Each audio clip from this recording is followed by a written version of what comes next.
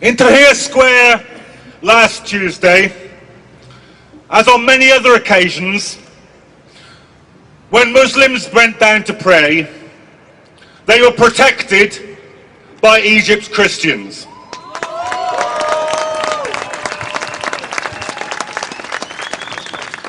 Tomorrow, I've just received this message from my friends in Tahrir Square right now.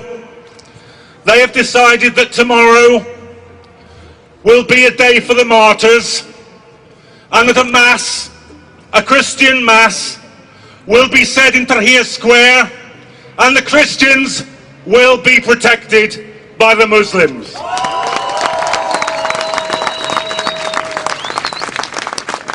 So my message to David Cameron today is this: don't lecture us about British values. I'm interested in Egyptian values. I'm interested in the values of the Egyptian revolution. It's no mistake, you know, that speech is made by Cameron today. Perhaps no mistake, it's made in all places in Munich today. Because the BBC rants this morning about the threat of the Muslim Brotherhood taking over in Egypt, and at the same time the Prime Minister of Britain is ranting in Munich about the threat from the enemy within. Now let's be absolutely clear. What every Muslim I talked to said in Egypt, what every Christian I said to talked in Egypt, what every socialist I talked to said in Egypt, what every trade unionist I talked to in Egypt said: this is a people's revolution against the plutocrats, the murderers, the torturers, the globalizers, the corporations. That's the revolution in Egypt. What incredibly brave people they are. What incredibly brave people they are. Organised so brilliantly. When I went into Tahrir Square, as Tarek said, there was cooperation between the army, at least some of the rank and file soldiers. The rank and file soldier, the squad, he asked to see my identity. I showed him my passport. He then passed me over to a woman in a full burqa who searched my bag, apologised and said it's for our own safety. Now I recommend this policy to the British Airports Authority. I would feel safer if instead of searching women in burqas, they allowed women in burqas to do the searching.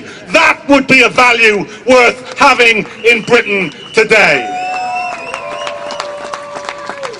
And we all know what the link is between this and war. Because just imagine this for a moment. Just conduct now in your own mind this small thought experiment. What if there had been no war in Iraq? What if there had been no million dead, no occupation? What would now, after Tunis, after Cairo, after Egypt, what would the headline that we would be reading say? I think it would say this: Saddam Hussein's regime shaken to its foundations by mass demonstrations in Baghdad. That's what it would be reading. And that is the way that we would be dealing with all the Arab dictators. It is people power. It is the power of revolution. It is the power of self-organization, which is the only way that it is worth getting rid of dictators. Now, the Egyptian revolution, as we speak, is on a knife edge. We've seen it this week, the beauty of the revolution occupying Tahrir Square, the ugliness, the depravity, the brutality of those mobs of plainclothes policemen, of hired thugs trying to drive the revolutionaries off the square. And then that fantastically brave response as they pushed them all the way down Tahrir Square and out the exit by the Egyptian Museum. And then yesterday, the masses returning and holding the square.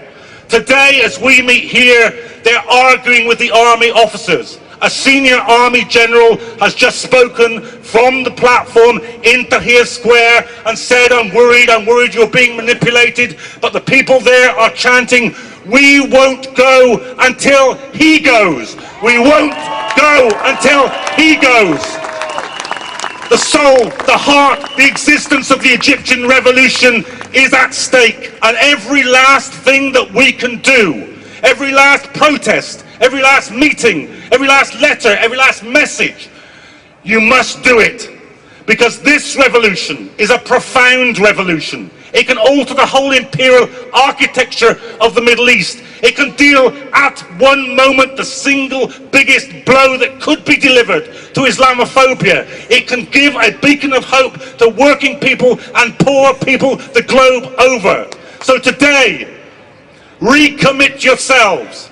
Every last piece of energy, imagination, initiative, activity, everything for the Egyptian revolution.